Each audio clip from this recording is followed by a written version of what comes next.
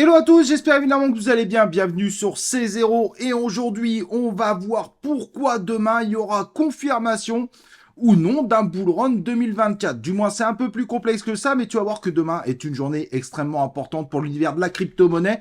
Donc là, si tu quittes l'univers de la crypto-monnaie ces prochains jours, bah c'est bien dommage parce que demain est une très très grosse journée. Je t'explique tout ça, je vais t'expliquer tout ça évidemment dans cette vidéo. Donc ce que je te propose, c'est indispensable, c'est de rester avec moi jusqu'au bout de cette vidéo. Let's go!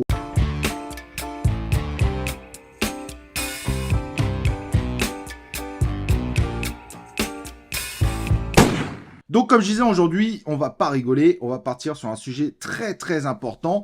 Demain est une énorme journée, on va pouvoir mesurer la force du bull run 2024. Potentiellement, de moins bonnes nouvelles, c'est ce qu'on va regarder ensemble. Évidemment, on va regarder tout ce qu'il faudra suivre dès demain, date extrêmement importante pour l'univers du Bitcoin et de la crypto-monnaie. Au passage, n'oublie pas évidemment de t'inscrire sur la chaîne YouTube et d'activer les cloches de notif pour pouvoir recevoir mes prochaines vidéos et mes prochains lives en notification. N'oublie pas évidemment ce like qui va aider la chaîne à grossir et également le petit commentaire, ça donne du poids à la chaîne et à cette vidéo. Alors qu'aujourd'hui, notre ami Bitcoin repart à la baisse, il avait retenté les 72, pas avec un grand succès, mais avec la possibilité réellement d'exploser cette zone dangereuse qu'on avait définie. Et l'idéal, ça serait de l'exploser juste avant ce fameux halving. Le halving, pour rappel, c'est le moment où les mineurs auront 2 fois moins de récompenses. Donc, une partie de ce que gagnent les mineurs avec le minage de Bitcoin va baisser. Pas de 50%, puisque n'oublions pas que les frais de transaction participent également à payer ces fameux mineurs. Mais les mineurs vont se voir impactés d'une partie de leurs gains, et donc ça mettra de moins en moins de Bitcoin en circulation, et ceci pour à peu près les 4 prochaines années, puisque chaque halving se fait environ tous les 4 ans.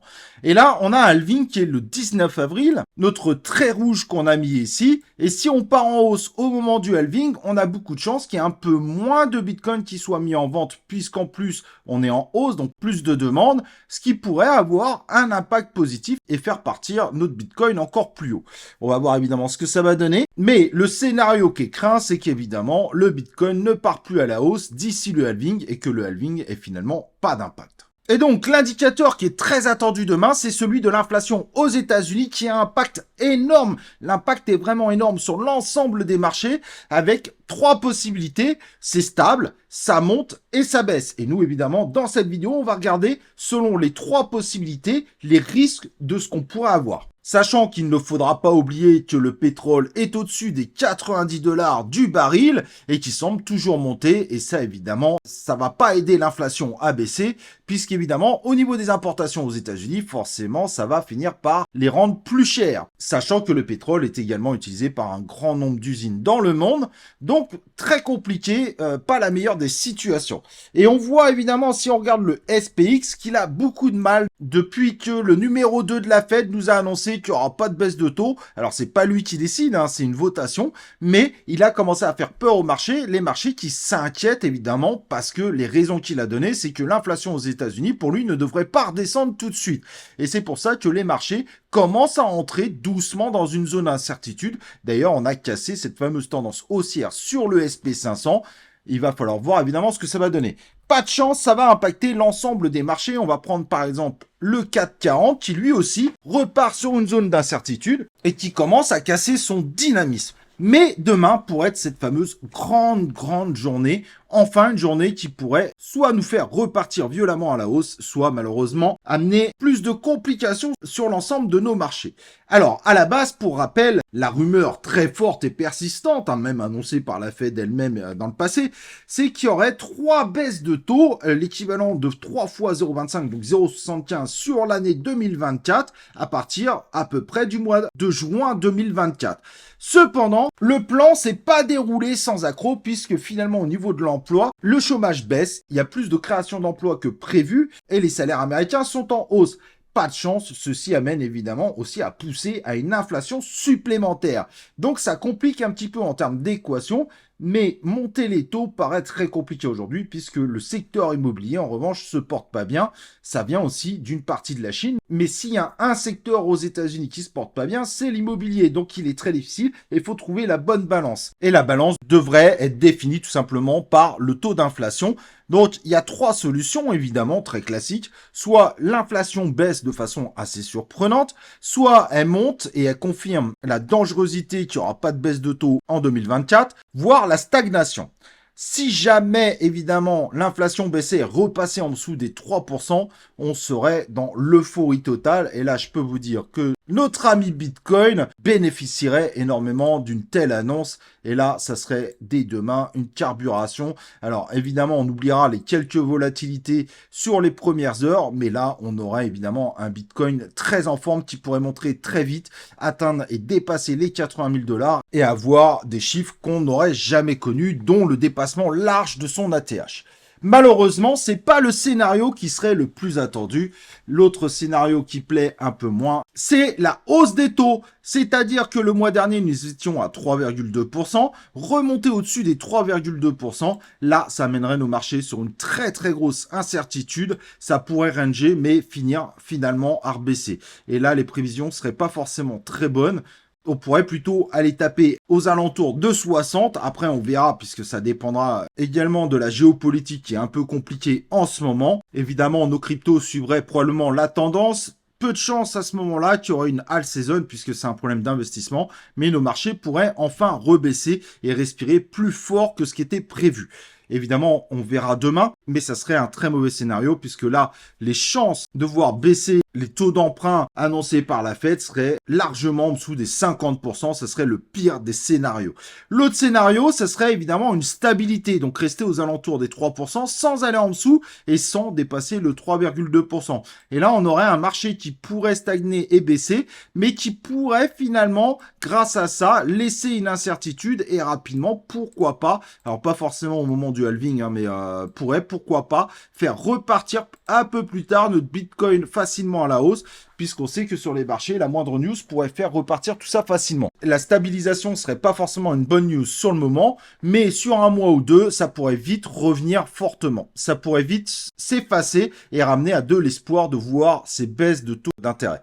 Mais on serait quand même probablement, les experts pensent qu'on serait à moins de 50% de chance d'une baisse de taux si on restait au-dessus des 3% à cette annonce. Mais voilà, ça nous donne pas mal de scénarios, moi je trouve assez intéressant. Et évidemment, tout ce qu'on va voir là aura également un impact sur les marchés.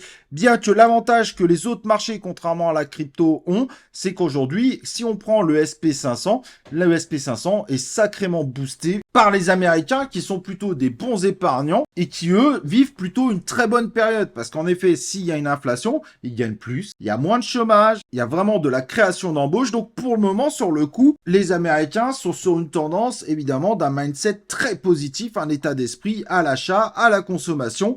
Et ça, forcément, même si ça va pas aider à baisser l'inflation, bah sur le coup, ça pourrait, à contrario, c'est ça qui est comique, faire monter les marchés, puisqu'ils pourraient continuer à se dire, bah je prépare l'avenir, j'achète sur les marchés. Donc ça va être très intéressant de voir, et finalement c'est pour ça que ceux qui disent qu'on est en pleine bulle, c'est pas forcément une bulle. Les marchés actuels correspondent parfaitement à la situation aux États-Unis. Ce qui est un peu plus dramatique en revanche, c'est que le monde regarde les États-Unis pour leur propre marché. Et d'ailleurs, il y a des bonnes nouvelles malgré tout. Par exemple, en géopolitique, la Chine qui envahirait Taïwan ne serait qu'une très mauvaise nouvelle pour la Chine elle-même, puisque la Chine en ce moment revient vers les États-Unis et doit faire face à des investisseurs qui boutent de plus en plus le pays, alors que le pays se porte pas bien. Donc la Chine va devoir mettre de l'eau dans son vin, et évidemment, l'appropriation de Taïwan serait économiquement un désastre également pour la Chine. D'où le rapprochement actuel entre Américains et Chinois pour essayer de voir comment devenir partenaires et effacer peu à peu les différences politiques qu'ils ont, puisque les deux pays ont des politiques très différentes en politique intérieure. Donc même s'il va falloir regarder après le Ramadan ce qui va se passer au niveau du Moyen-Orient, puisque l'Iran semble toujours vouloir promettre une véritable riposte, on verra évidemment ce que ça donnera, mais évidemment tous les regards sont du côté du Moyen-Orient et c'est pour ça que le Brent monte.